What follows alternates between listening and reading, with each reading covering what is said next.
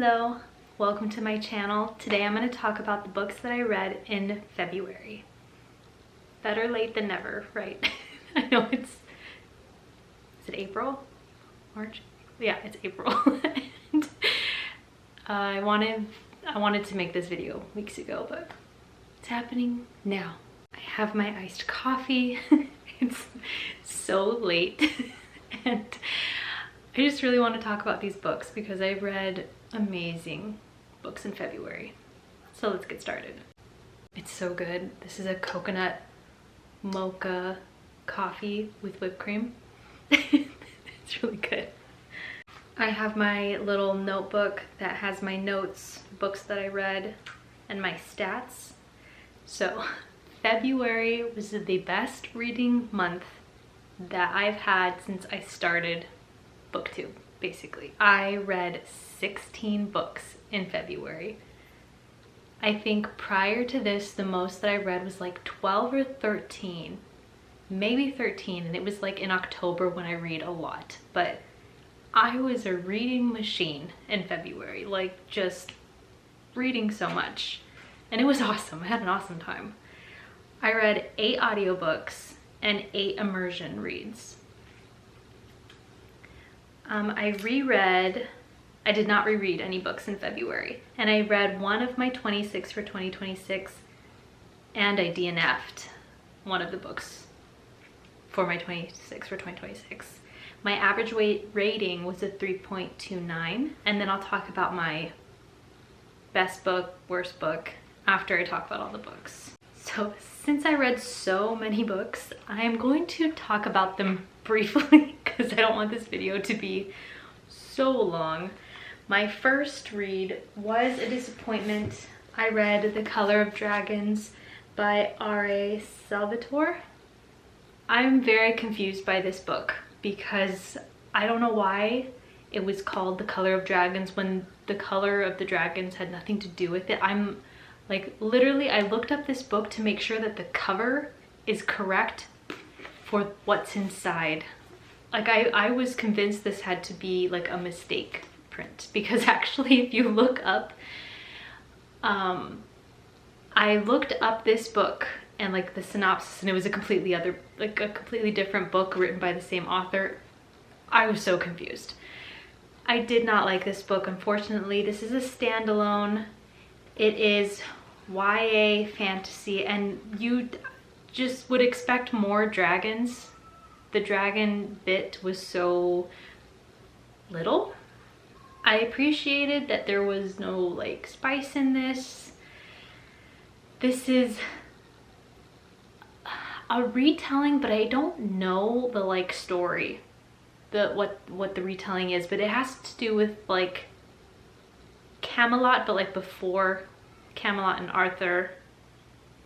It is like the generation before the Round Table and all that.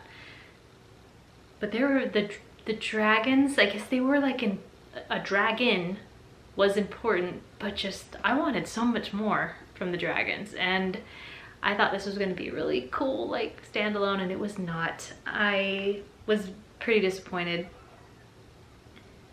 Like, I don't think it was bad. Like, it wasn't boring. It just wasn't what I wanted. I wanted more dragons. And I don't understand the title. I gave this 3 stars. I'm actually kind of surprised. Since it is a standalone, it did feel kind of rushed. I also wrote in my notes that it was insta-lovey. I mean, it is a standalone, so they have to fall in love kind of quick, but yeah, I must have felt that it was too fast. This was an immersion read, and yeah, I just don't recommend for a standalone fantasy. Disappointed. I then listened to The Fifth Wave, which I have the whole series in like physical form. I have all the books, but I did end up listening to this because I was able to find an audiobook. In this book, I think it is in the future, and basically aliens have taken over Earth, and in this book we're following like the start of that happening, and there are different events. There are 5 different waves, like things that happened. Like I think one of the waves was like all electricity turned off, and then it was like a plague. And we're following Cassie, who has survived all the waves, but her brother has been taken by these people for like safety, and she needs to get to him, and that's why she is like staying alive. Like she's just working to get her brother back, to make sure that he is safe. I just feel this does feel YA, and it is YA, but it felt like I feel like I read YA books that just don't feel like they're written for a younger audience, and I kind of feel like this is. It was exciting, but some of the writing I just did not like and felt could have been better. It also did not leave us on a cliffhanger, which seems very odd for this book. I expected to be excited to pick up book 2, and at the end of book 1 I was just kind of like, there was no like, oh my gosh, I need to pick up book 2. So that was my issue with the 5th wave. I'm going to continue with the series. I have all the books, and I do want to continue them because I've heard that they're really good. They're just not my favorite YA dystopian. I do think this is meant for a younger audience, and that's not bad, but just I was like, I don't know that this is for me. But I am going to continue with the series. I do want to know what's going to happen, and I have the books. So I ended up giving this, I gave it 3 stars. It was a really easy book to listen to, so that was good. I then listened to Once There Were Wolves by Charlotte Mcconaghy. I gave this 4 stars. I started this when I was pregnant and knew it was going to be good. I feel like I got kind of far in the audiobook. Well, I don't know, like enough to where I was like in the book, but I couldn't handle the sensory stuff that was happening in the book, because our main character, who is taking wolves to Scotland to help with the environment in, I think it's Scotland, I'm almost positive, because wolves will help with the deer overpopulation and so many things. She explains all these things that wolves help with an ecosystem. It's really interesting, and she's like taking these wolves there to have them start their life there, and the people there are very upset because they're afraid the wolves are gonna eat their sheep, that they're gonna harm people. So she's dealing with all of that, but she also has this ability to feel what someone is feeling. If she's like looking at them, she can feel their pain, she can feel their like at one point the wolf is like eating, and she can like feel what that wolf is like feeling, like hunting and stuff like that. And it felt like so much to me already, having all these emotions, and I was just like, oh my gosh, I feel this book felt like I'm sorry. The book felt like a lot, so I stopped and knew I wanted to pick it back up. So I finished it in February. So good. I would check trigger warnings because there is abuse, physical abuse in this book, but I loved it. It was so interesting, the whole like wolves and ecosystem and climate change, all of that I really like in her writing. I've read another book by her, and I love the sister relationship, and like motherhood was a big subject in this book too, and it's also kind of a mystery as well, so very, very good. Highly recommend, but I would check the warnings for this book because there are some things that happen in this book that are tough to read. I gave it 4 stars. I might have already said that. I would absolutely recommend. I then read a dystopian fiction that it did not win, but it was in the Goodreads Choice Awards for 2025 in debut novel, I think. And that is The Compound by Rawle. There are people outside. I have my window open. I can hear them. This was so good. So in this book, we're following Lily, an attractive 20-something-year-old. She wakes up in a remote desert compound with 19 other strangers as a part of a high-stakes reality TV competition. The contestants must compete in daily tasks for rewards ranging from basic necessities to luxury items. Failure or breaking the rules can lead to punishment or banishment. This was so entertaining. This is like, I don't watch Love Island, so I kind of compare it to like Love is Blind, like a love reality TV show, and maybe like a little bit of Survivor and Lord of the Flies.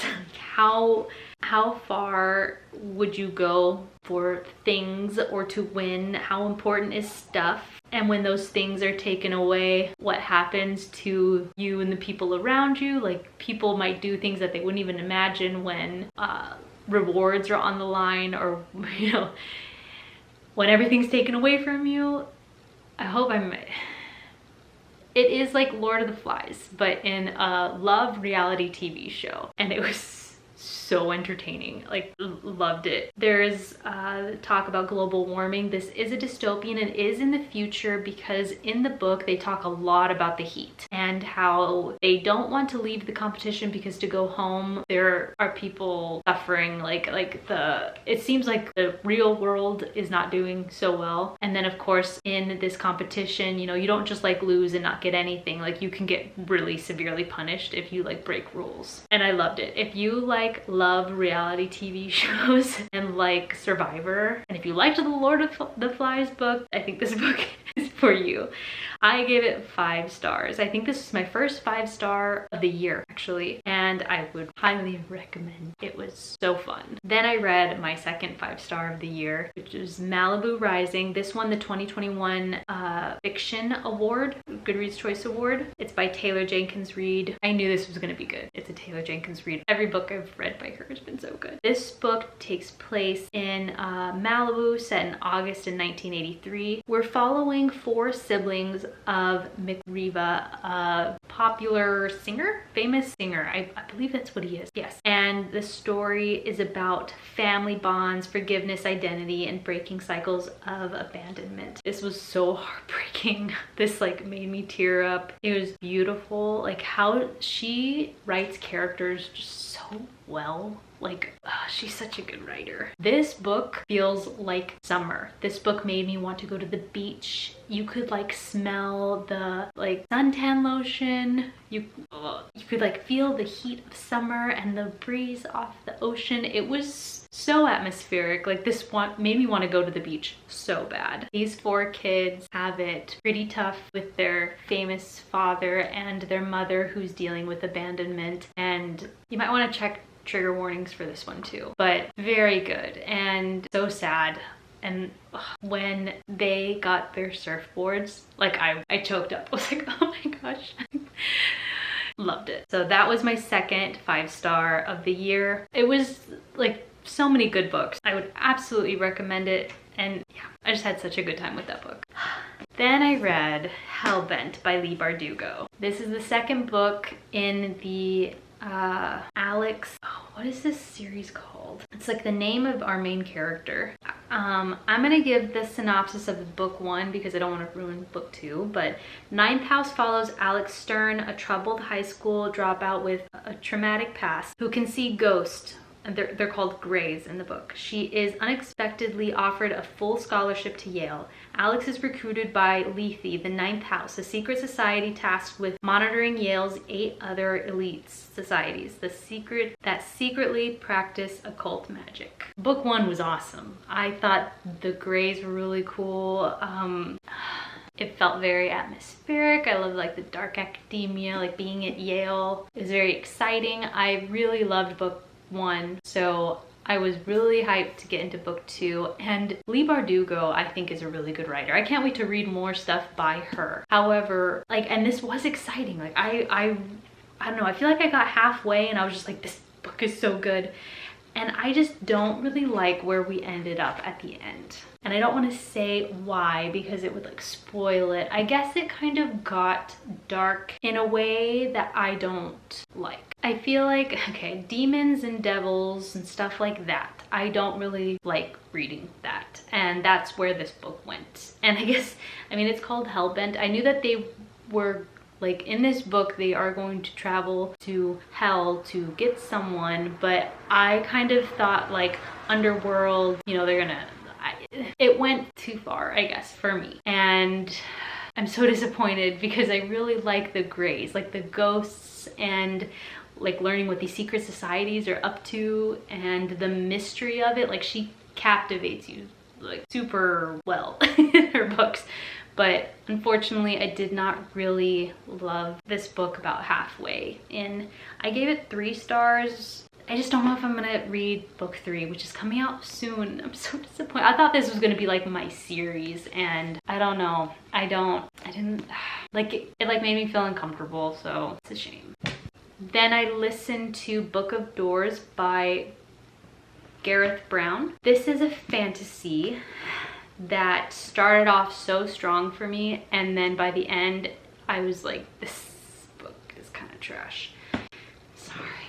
But the Book of Doors follows Cassie Andrews, a struggling New York City bookseller whose quiet life changes when one of her favorite customers dies and leaves her an extraordinary inheritance, a mysterious book known as the Book of Doors. The book grants her a powerful ability. Any door becomes a portal to anywhere she imagines.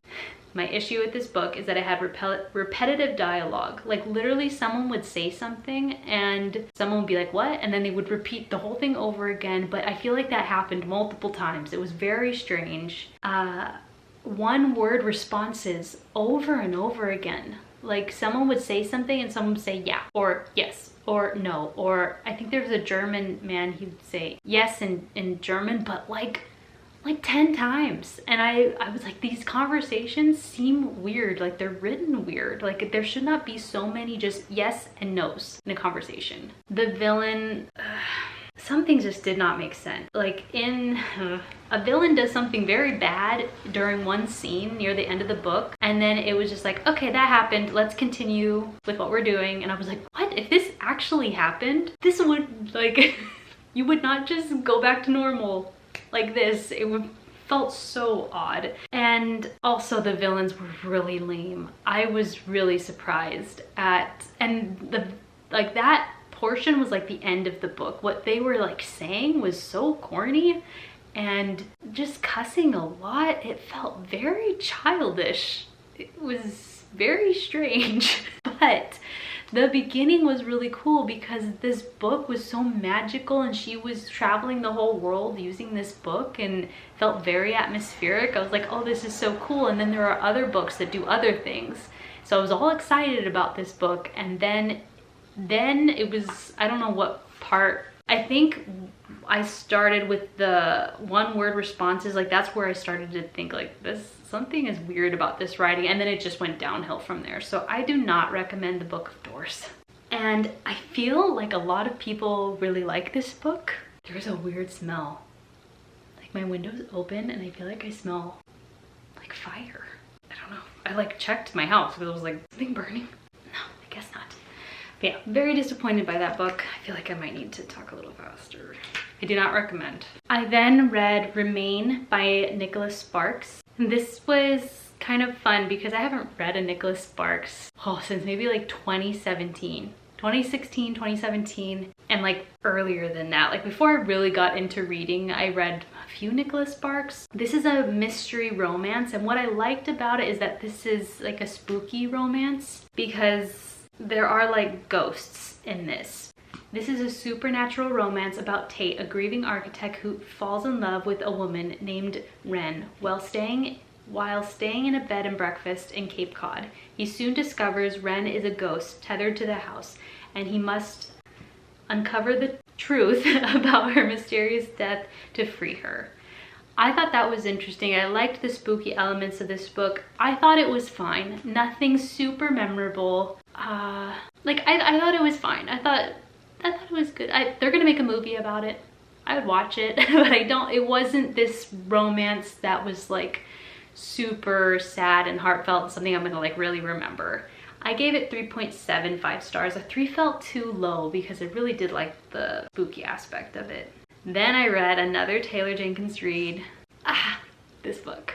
I finally read Carrie, Soto is Back.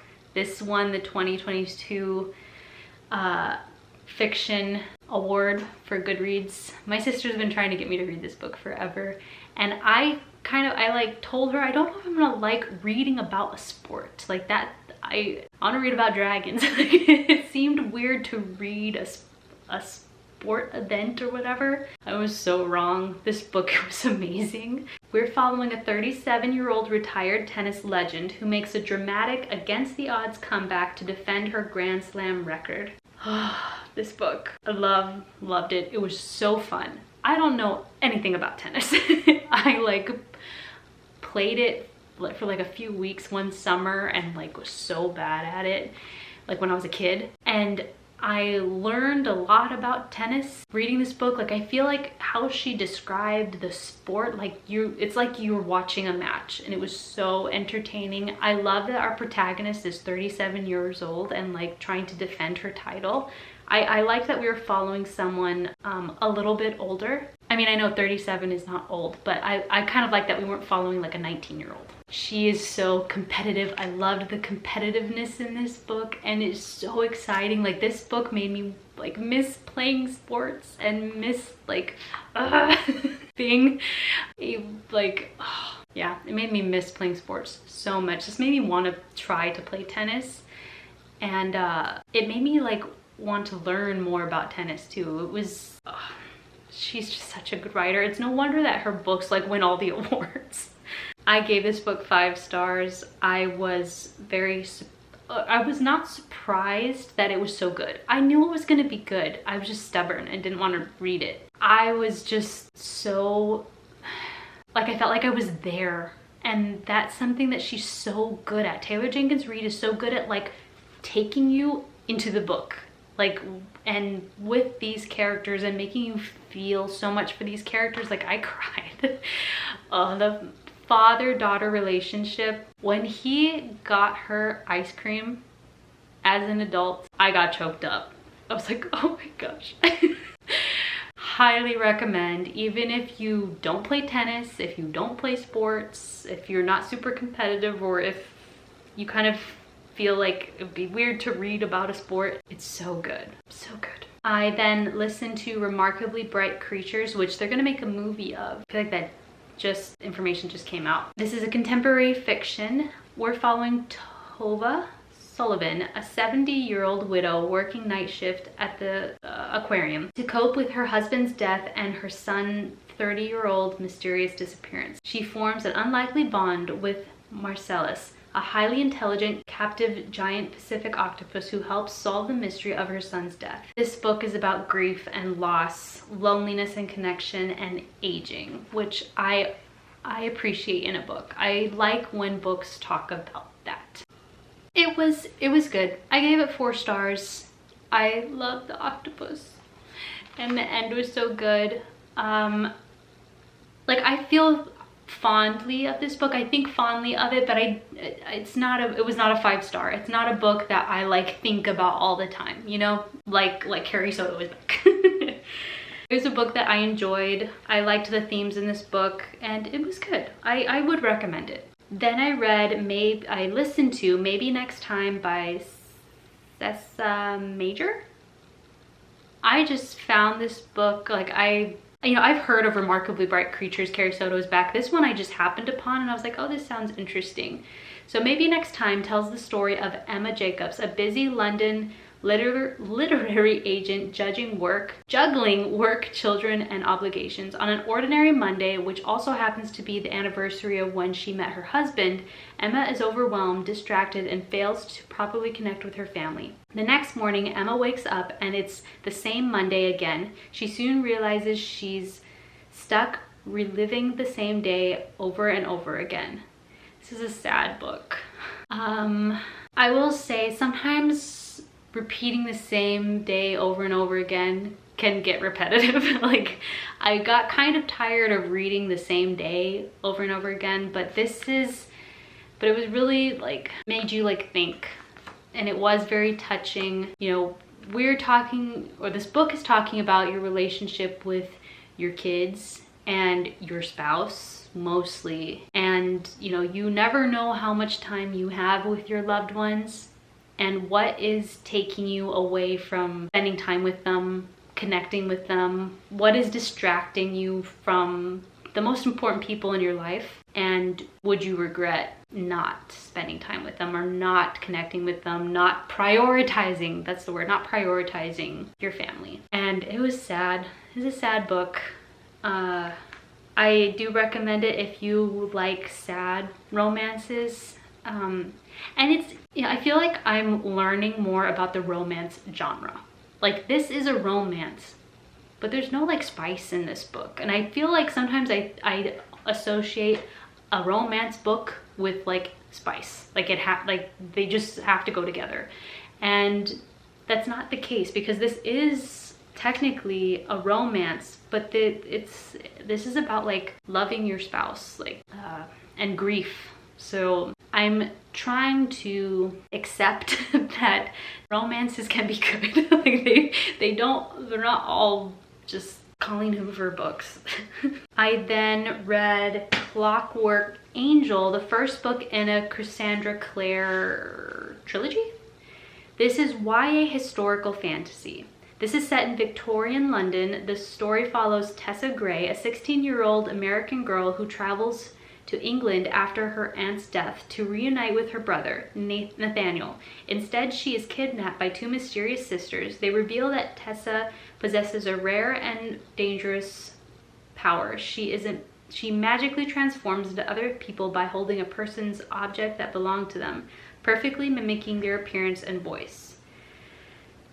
Tessa is rescued by the Shadow Hunter warriors dedicated to fighting demons. This is a maybe for me. I'm really hoping that I prefer book 2. I was not dying to pick this up. I wanted to love this because I really want to read The Immortal Instrument, like the City of Bones, like the other series, and this is a prequel to that. So I thought, let me start with a trilogy instead of diving into like the, I don't know, 8-9 book series. I wanted to like see if I liked her writing, and I don't think that this is bad, but I just did not care to pick it up, and I'm really hoping that book 2 I like it more. I don't know if it's because it's been Victorian England. Like, I think it might be the time period that's throwing me off. I'm trying to figure it out because I do like it. It's also very easy to read. Like, I enjoyed, like, I do think that this is a good YA fantasy. I feel very conflicted about this book. I'm going to read book 2 and book 3. Maybe this is just a building book and I expected to start this and love it, and I just couldn't connect with anyone. That's how I felt. I felt very disconnected to this book, but I feel like people say this is a really good series, so I'm gonna continue it. Yeah, I just wish I wanted to pick this up more, and I couldn't figure out why, but I don't know, maybe it is the time period, or maybe I just need more time to connect with these characters. But I did read this, and I gave this, oh no, I gave it 3 stars. 2 felt too little. I would say maybe. Maybe. I then listened to The Echo of Old Books by Barbara Davis. This is a historical fiction. I really liked this book. I've had this on my Kindle for years and finally read it. We're following Ashlyn. We're following a few different people, but we're following Ashlyn, who has a rare gift. She can sense the emotional echoes left behind in objects, especially books. Working in a used bookstore, she comes across two beautifully bound volumes that seem to be connected.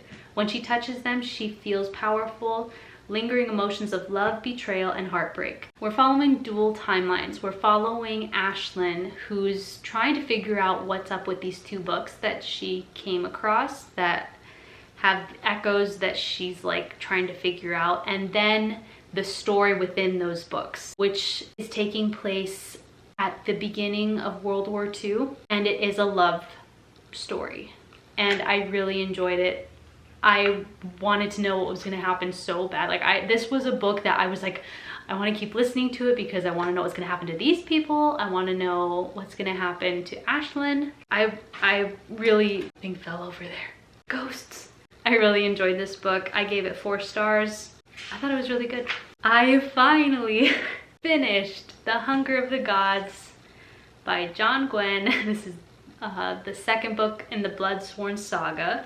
This story takes place in Vigrid, a harsh land shaped by the aftermath of a war between the gods. The gods are long dead, but their bones and blood still contain immense power. Warriors, rulers, and monsters search for these remnants to gain strength, create a dangerous and violent world.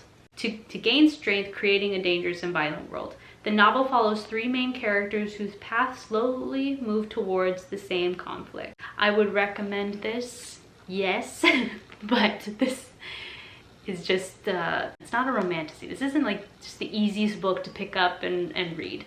In book 2, that's book 1's synopsis, because I don't want to give book 2 synopsis because that would spoil it.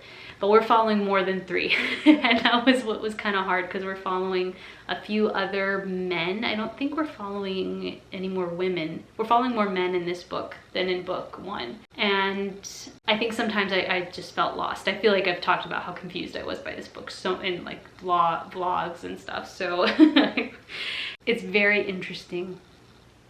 I love the old gods and like what is happening with them. I'm just not dying to pick up book 3 because I know that these books are kind of work for me. They're just not the easiest books. So I want like a breather before I pick up book 3. And what is so nice, which I think every author should do, is this author, John Gwynn, gives a glossary? He gives a cast of characters, which is good to reference because there are a lot of characters. And then he also gives you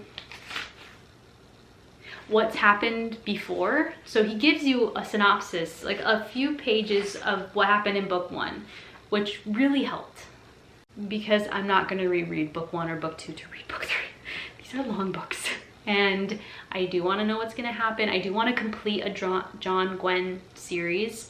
So I will read book 3, but later this year, I'm thinking. But if you like high fantasy that is kind of gory and intense and kind of gross, there's some gross bits in it. Like, okay, I feel like you could tell this was written by a man, and that's not a bad thing, but I feel like I really like you know, romantasies are probably majority written by women, and I feel like I could just, reading this book, I was like, I feel like I could tell this was written by a man. And I mean, it was good, but you could just tell. That's not a bad thing. I think I want to read more fantasy written by men because they don't follow just like a love story, or at least I just think that men written fantasy is different to female written fantasy, at least in my experience so far. I'm just curious to read more fantasy written by men. Blah, blah. Two more you guys. I then read The Names, which is a literary fiction that was a part of the Goodreads Choice Awards for debut novel, maybe? Or maybe it was in literary fiction. I'm trying to read more contemporary or like newer books, not only backlist books. And so when I saw this, I was like, yeah, let me give this a try. This is a very sad book. This book tells the story of a woman named Cora who must decide what to name her newborn son.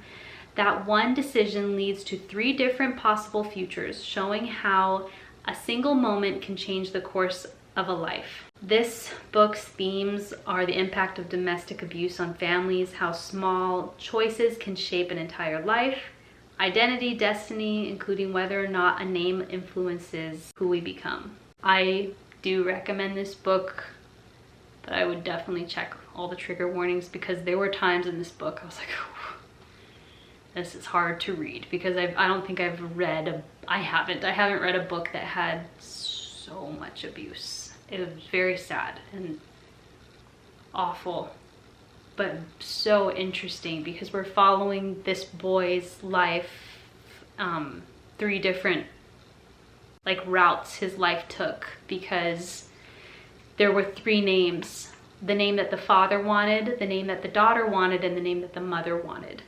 And we follow his life with where she chose each one of them, and each life is very different, and it affected not only the son but their family, like all of them, the daughter, the mother, like all of them, and then like her mother, and everything was affected by this, and it was just very sad. And the epilogue, that was really sad to me. Like that was, ugh. I thought that was pretty sad. So I recommend it if you like sad fiction, and you know,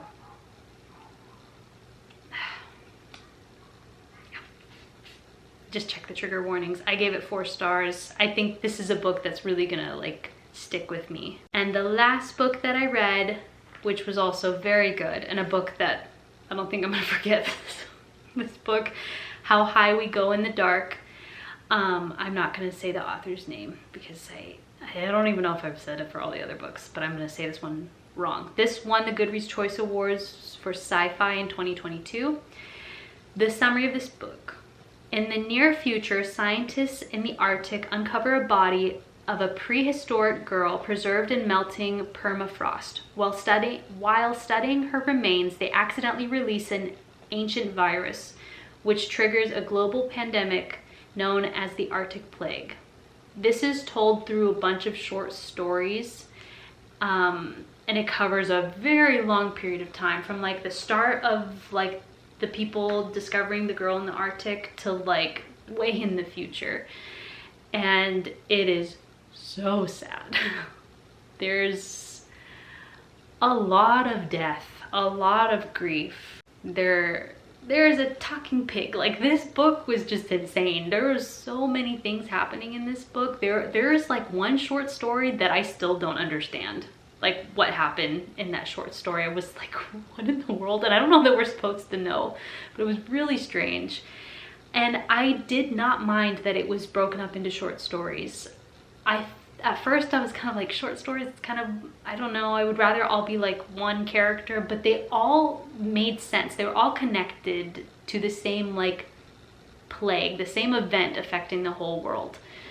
And some of them were like kind of strange. One of them was like so sad. And then there was one that I feel like I couldn't connect to as much. It was like the second to last one, I feel. And then the end like blew my mind. I was like, what? Like, very cool, crazy ending. And this writer is just very cool, very insane book. And I would recommend, if you, again, like sad fiction, sci-fi actually, and yeah, and dystopian books, like I would really recommend this one. It's also very short. It was very short. I gave it 5 stars because this book was just insane. Oh, my foot is asleep. Very good book. I would like, sorry, my foot's asleep. I would like this book in my collection. Oh my god, cramp. Okay, so my biggest disappointment was Hellbent, because I thought this was gonna be like a favorite book. So this was my biggest disappointment of the month. My least favorite book was The Color of Dragons. I I was not disappointed. I was not as disappointed in this book as Hellbent because I thought I was gonna like that more. This one to me was just the worst book. The biggest surprise was The Compound because I did not expect to be so entertained by that book. I was very shocked by that book. My favorite book was Carrie Soto is Back. I want a physical copy of that book. That was my favorite of the month. I also DNF'd a book. I DNF'd Cleopatra and Frankenstein. Unfortunately, I thought I was gonna love this book. I did not enjoy this book. This cover is beautiful. I hope you enjoyed my February wrap up. I love talking about these books. Like, I feel like I'm just like talking to like a friend, like my sister, about all these books. Thanks so much for watching, and I'll see you in the next one. Bye.